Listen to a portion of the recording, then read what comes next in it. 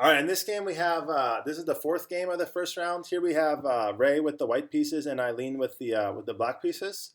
So I am quite curious to see how this game went. It looks like it was a lot of moves, so I'm expecting a well fought, hard played game here. All right, so here we have E4 knight C6. So yeah, I didn't know that Eileen also played the Nimzowitsch defense, which again this is also called the Dark Knight defense. Nathan's been playing this quite a bit, and so Eileen is also playing it, which is good.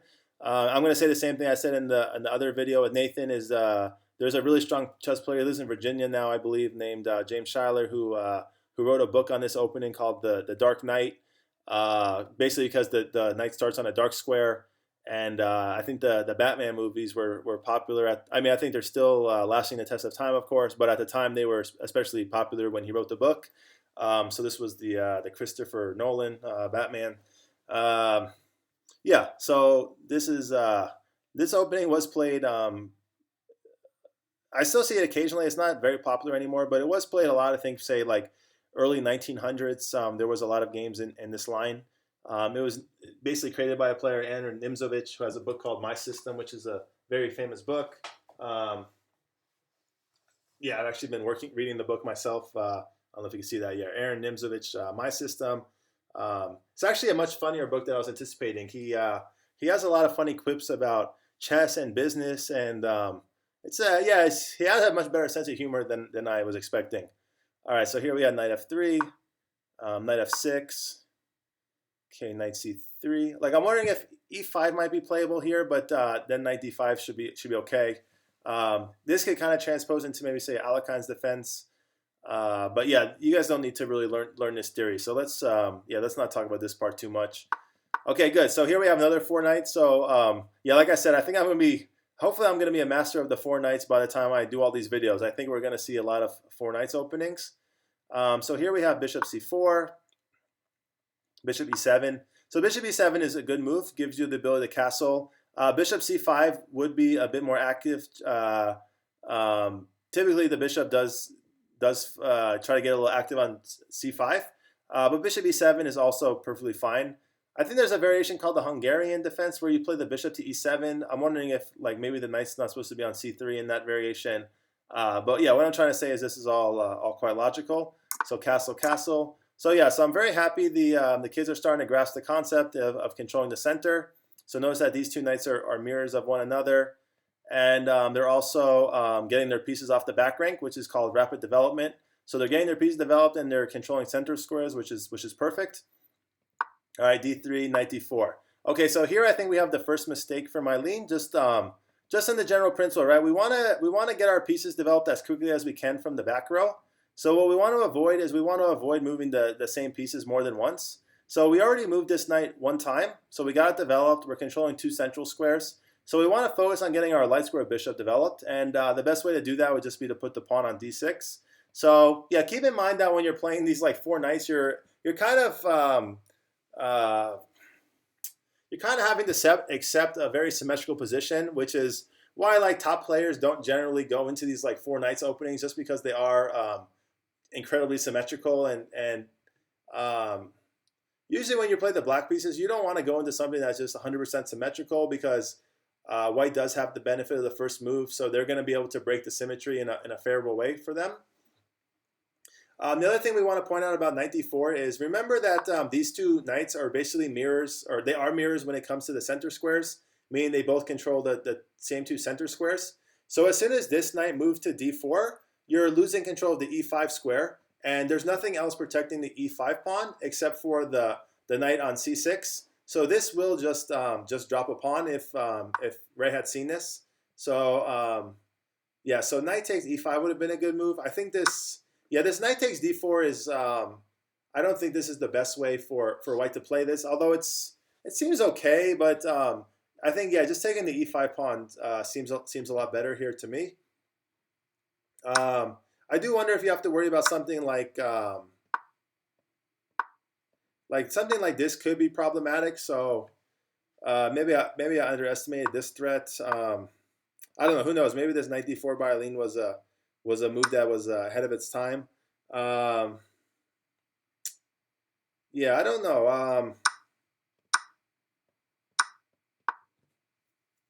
Yeah, I'm trying to think if we could find a really good move for white here to kind of consolidate this free pawn.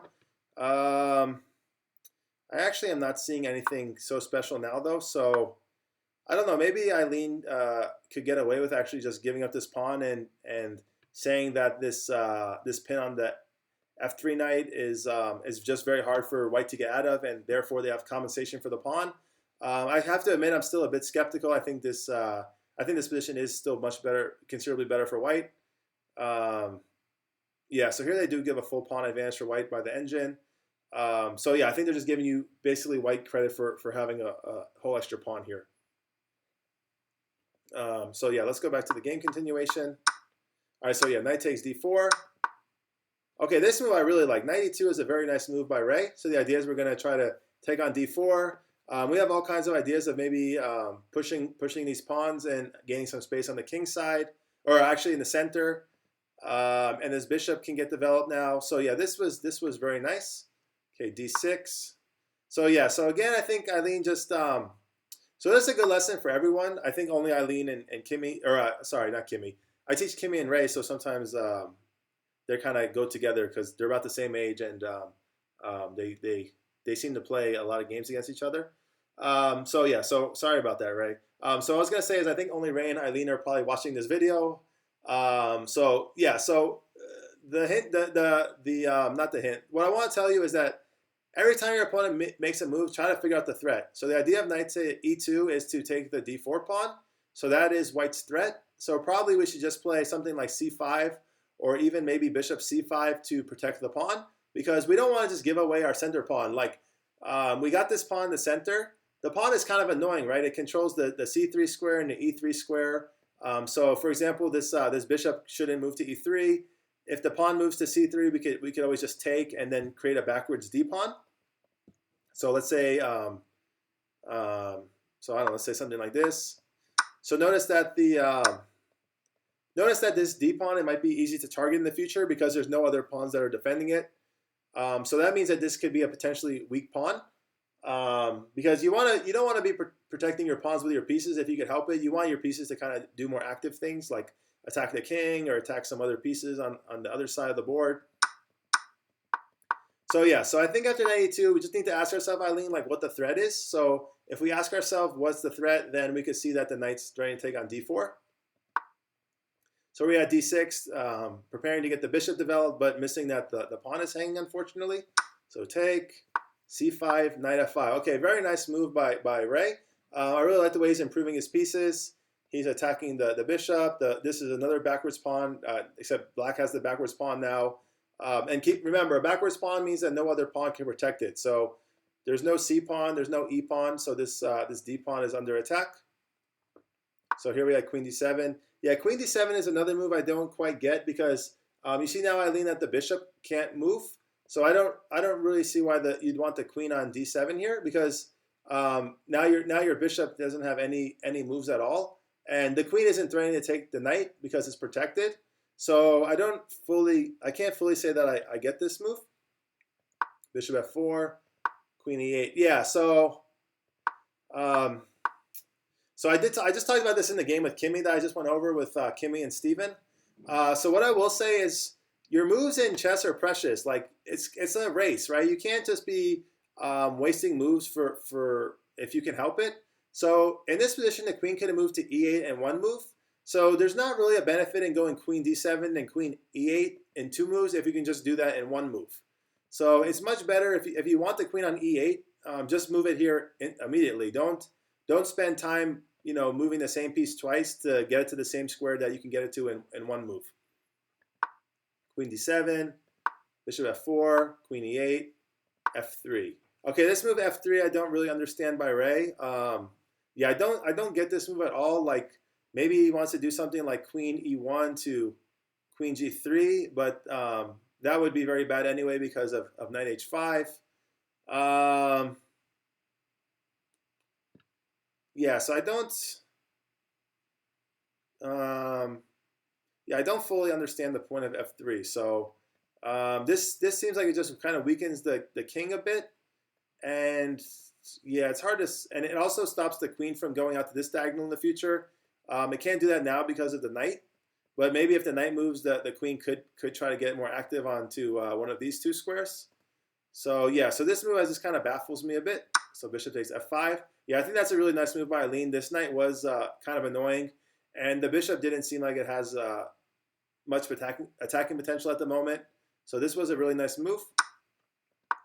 Okay, now this move I cannot agree with here. So we don't want to just be moving our pawns in front of the king, right? Like this is our shelter for our king, our home, right? So you don't want to just, this is kind of like just opening the door and allowing the enemy pieces to come in, right? You don't want to just open the door to your king like this. So yeah, so this move just seems like it weakens the king. I assume that Ray might have forgot about the possibility of en passant here. So remember, en passant is when one of the pawns moves 2 squares.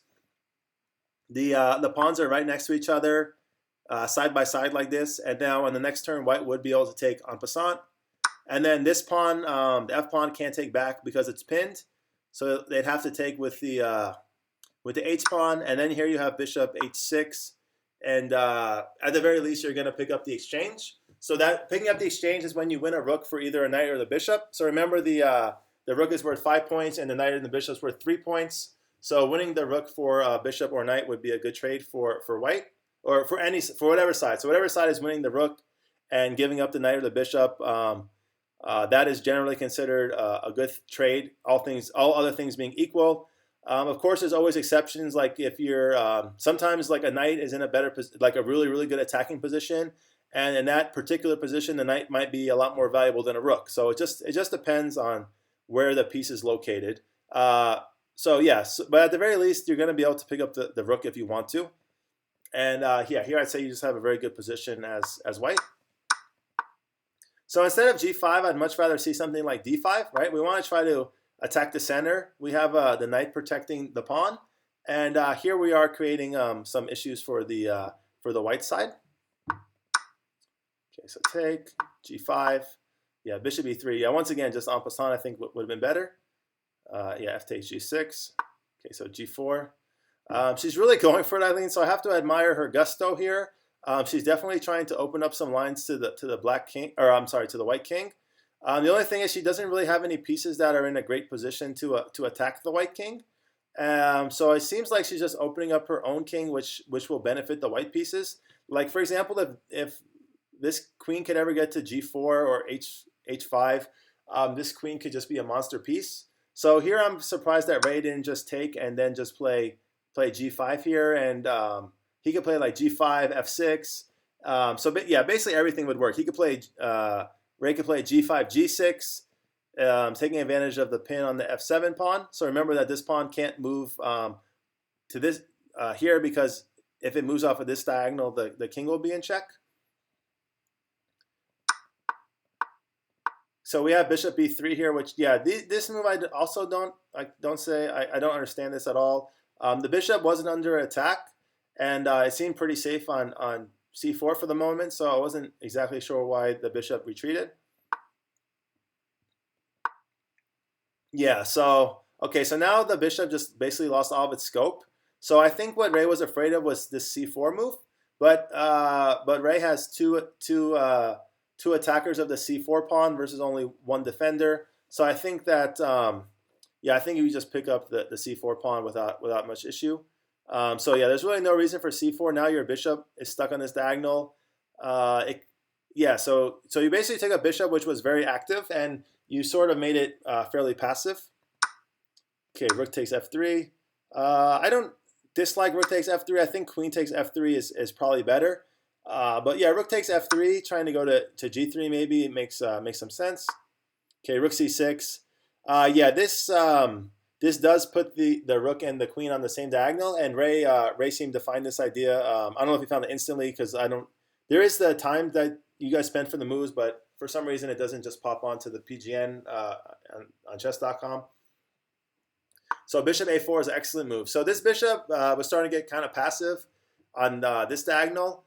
So yeah, be careful of moves like this, Aileen, because you're just yeah, your rook and your queen are on the same diagonal now, and you're going to lose the queen if the rook moves. So this is a pin piece. So Aileen moved the rook, lost the queen here. Yeah, and then like I said, like once the game kind of gets out of hand, or actually, I'm saying this in every video, but once the game gets out of hand, I'm going to start speeding up the analysis. So king h8, okay, a4, b5. Okay, yeah, so now we just have 2 attackers and 1 defender, or 0 defenders, I should say. So this is just a free pawn. Okay, and remember, Eileen, like when you're the side that's down material, so notice that white has a queen versus your knight. You don't want to trade your pieces off. So when you're the side that's down material, you want to keep the pieces on the board. When you're the side that's up material, you want to trade the pieces off and keep the pawns because the pawns are potential queens in the future. Okay, bishop d8, queen takes a7, rook e7, queen a8. Okay, so we got a check in there, king f2. I am curious if Ray did consider rook f1 blocking the check. So yeah, I'm trying to get you guys in the habit that when your king's in check, I don't want you instinctively just moving the king. So always remember your 3 ways to get out of a check: move, block, capture. So that doesn't mean every time there's a check, those you will be able to move, or block or capture. It just means like overall that those are the only 3 ways that you're ever able to get out of a check. So when you see a check, you should always be considering all of your options. Like, for example, can I capture this knight or this rook? If the answer is no, then you say either have to block with another piece or move my king. And then you say, can I block? And if the answer to that is also no, then you have to move your king. But here you have the possibility to block. So I'm just not saying that rook f1 is better than king f2, but I just am curious if Ray considered that. King f2, rook e8, rook e3. Rook e3 is a really nice move. So we're trying to trade off some pieces, so that was very smart. Bishop e7 is logical. Yeah, I like this move a lot by Ray. Like, I don't know if he saw that he's just going to give up the queen for the knight, but this is or queen for the rook. Sorry, I'm getting the pieces mixed up in my head right now. Okay, so yeah, queen should take the rook, and then after the knight takes. Oh, the knight didn't even take. So I don't know if Eileen missed that the knight could have taken the queen here. So she definitely should have taken here. So king g7. And then, yeah, I'm not sure if Ray missed this. Okay, so now Eileen saw it. Okay, so what this is telling me is I think you guys are probably moving too fast. So it's hard because you guys are kids. So I understand you guys want to play the moves fast. You're excited. But try to use your time, right? If you have 20 minutes, there's no reason for the game to be over in 4 minutes. If you have 20 minutes, the time is there for you to use it. So if you have 20 minutes, try to use as much time as you feel like you need to find good moves.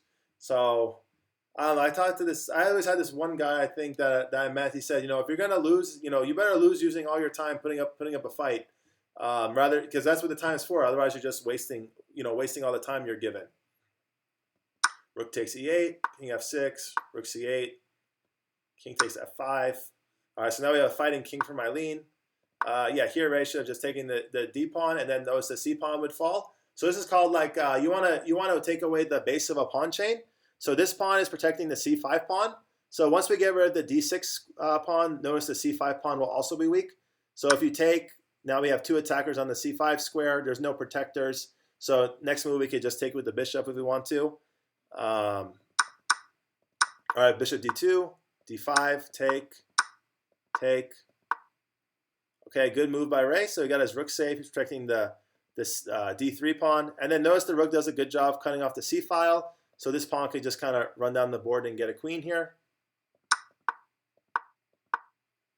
Yeah, so here there's no real reason to get. So normally we talk about getting the rook behind the passed pawn. So I can understand why Ray did this. But here we don't need to do that because the rook is cutting off the king from the c file. So there's no way for the king to get to the c file anyway. So yeah, the rook is just perfectly fine here. We just push the pawns. Okay, so rook b3. Okay, and then we have rook b7. All right, so what's the best way to explain how to give a checkmate here? So probably the best thing, right? We want to use the edge of the board as our friend. So I'm trying to get this concept across also. So here, if we played, here we want to take away the 6th rank so the king can't move forward. So probably something like rook b6 makes a lot of sense. And say they make a pawn move, then we just put the queen on the 7th rank. And then when the king moves to the 8th rank, either here, here, or here, we're going to bring the rook down, right? So we have the queen attacking the 7th rank, so that means we just need to attack the 8th rank. And once again, see how we're using the edge of the board as our friend because the king obviously can't move off the chessboard. So we have just rook b8 checkmate here. They could have made your life slightly complicated by playing like king e7 here and trying to run away. So in that instance, you would actually just see this is sort of like pattern recognition that would be useful. But here you could play queen d6 check. The rook protects the queen, and there's only one square for the king to move to. The king can't move to f7 because there's a pawn there. So when you're attacking with a queen, like it's always the squares that that are knight shapes away from the queen where the opposing king can move. So here you don't have to worry about the f7 square because there's already a black pawn there. So the king has to move to e8, and then here you have a back rank checkmate with rook b8 checkmate. So yeah, it's kind of like the ladder approach. So that's a good example of the ladder or the step. Whatever. There's a lot of different phrases for that. Yeah, so notice how we didn't use the edge of the board as our friend, and now the king is sort of running to the center. Luckily, it's not going to matter here because white is up so much material, but there could be a situation where it's like a very close game still, and you need to give the checkmate in the most precise way. So you want to kind of remember this concept of using the edges. So these are the four edges of the chessboard. If you could use these edges as your friend, you'll be a much better attacking player and more precise checkmate. Okay, so queen e8. Okay, b3, I don't get it all. That is a very troll move there, Ray. B3. Oh, geez, yeah, I have no idea what the point of B3 is, but okay, Ray. All right, so that's what happened. All right, so H5, B4. I guess, okay, so remember the pawn, if you want to go to B4, the pawn could have moved in one turn instead of two, Ray. So I guess you're trying to get a whole nother queen here. So yeah, you already have like enough, more than enough pieces to checkmate the black king. So you don't need to get, another queen here, just because that's actually when you kind of risk creating a stalemate situation. So just try to get a win as quickly as possible. Yeah, these pawn moves are very unnecessary. Just use your major pieces and go attack the king here. So yeah, there's so many good ideas here. Like something like queen e5 seems good. I don't know, that's not even the best move, but queen e5 with the idea of queen g5 seems very good. Yeah, there's got to be so many winning moves here. Oh shoot! Here we can just take queen takes f7, and then that is checkmate there. So notice the king can't go to h6 because of the bishop. So yeah, so here we had a mate in one.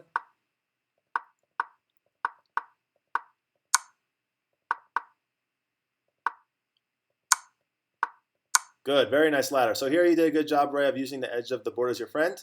And before I end this video, I did have to say that Ray is a brilliant movie maker. So if someday he makes like $1 billion as a director in Hollywood or whatever is popular in the future, I hope he won't forget his chess coach because he is.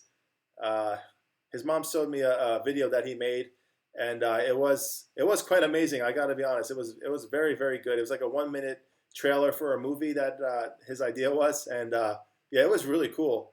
So I was very, very impressive. And Aileen, yeah, good job, Aileen. I think we just need to work on keep hammering on those ideas, getting your piece developed, controlling the center. But I think you're playing really well, Aileen. Just we just need to work on a few things here and there, and I think your improvement is going to be extremely rapid here in the near future. So great job, Aileen. Great job, Ray. And then let's keep moving along. So we have one last game to make in the first round, and I'll probably call it a night after I do that today, and then we'll get started on the rest of the videos probably Monday. Oh, I didn't want to do that. Okay. All right. Thank you.